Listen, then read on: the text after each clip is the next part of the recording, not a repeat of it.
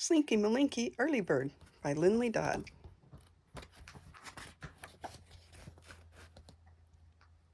Early one morning, when all were asleep, Slinky Malinki decided to creep out of his bed in the shadowy gloom and off on the prowl by the light of the moon.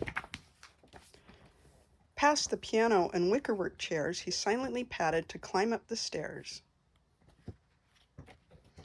"Rar," he said, as he slipped through each door to wake up the family. 1, 2, 3, 4. He purred in their ears, and he pounced on their toes. He bristled his whiskers and tickled each nose.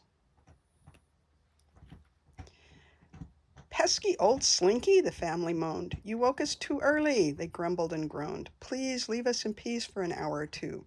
But Slinky Malinki knew just what to do. He bounced like a ball, and he played hide and seek.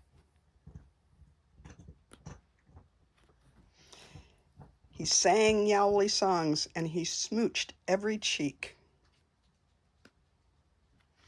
He tipped over lamps, and he sat on their heads until he had pestered them out of their beds.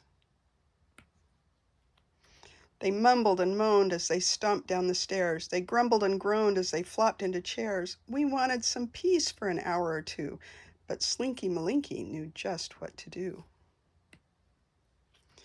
He patiently waited, then turning instead,